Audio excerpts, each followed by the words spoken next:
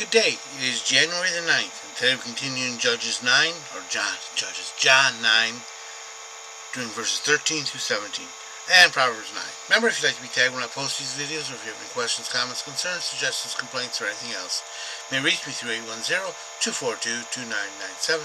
That's 810-242-2997. You can call, text, leave a message, whichever you like. To begin John 9, starting at verse 13. They brought him to the Pharisees. They brought to the Pharisees the man who had been blind. 14. Now the day on which Jesus made the mud and opened his eyes was a Sabbath. 15. So the Pharisees also asked him how he had received his sight. The man answered, He put mud on my eyes, and I washed, and I can see. 16. Because of this, some of the Pharisees said, This man is not from Elohim, for he does not keep the Sabbath. But others said, How can a sinful man perform such signs? And there was division among them. 17. So once again they asked the man who had been blind, What do you say about him, since it was your eyes he opened? He is a prophet, the man replied. Okay, so now they brought the blind man, or formerly blind man, to the Pharisees and other leaders. And they're saying, Who is he? 9:13. They brought to the Pharisees the man who had been blind. They brought to the Pharisees because it was on the Sabbath, and they were wondering what the heck was happening. So they went to the authorities. 14. Now the day in which Jesus had made mud and opened the eyes was a Sabbath. There was a total of 7 miracles of mercy on the Sabbath he did. He did the withered hand. He did the demonic at Capernaum. Simon's mother's healing. The woman bowed down for 18 years. The dropseed man. The paralytic at Bathsheba. And the man born blind. So he did a total of 7 mercies on the Sabbath. 15. So the Pharisees also asked him how he had received his sight, and the man answered, He put mud on my eyes, and I washed, and now I can see. That's how it happened. 16. Because of this, some of the Pharisees said, This man is not from Elohim, for he does not keep the Sabbath. But others said, How can a sinful man perform such signs? And there was division among them. They didn't deny the miracle. They just were arguing about the agency. In other words, who was responsible, God or a demon. 17.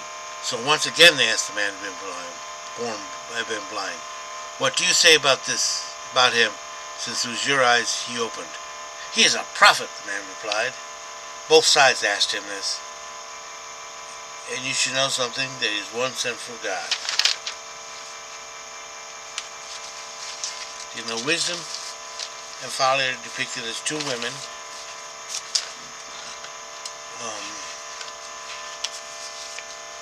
They're both building houses, and this is the differences between them.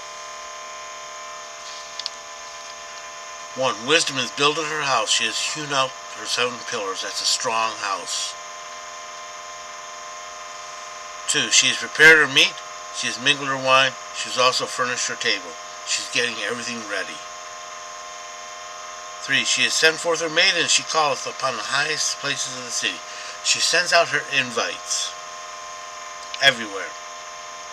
4. Whoso is thoughtless, let him turn in hither. As for him that lacketh understanding, she saith to him. 5. Come, eat of my bread, and drink of the wine which I have mingled.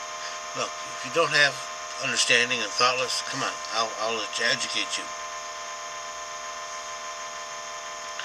6. Forsake all thoughtlessness and live, and walk in the way of understanding. Look, I know you've had problems. Here's the way to live. 7. He that correcteth the scorner giveth some shame. He that reproveth the wicked man, becomes unto him a blot, because it's useless. 8. Reprove not a scorner, lest he hate thee. Reprove a wise man, and he will love thee. 9. Give to a wise man, and he will be yet wiser. Teach a righteous man, and he will increase in learning, because they want to learn, they want to know where they're going wrong. 10. The fear of Yahweh is the beginning of wisdom, and the knowledge of the All-Holy is Kadosh. The All-Holy, Kadosh, is understanding. 11. For by me thy days shall be multiplied, the years of thy life shall be increased. You should have a long, full, accomplished life.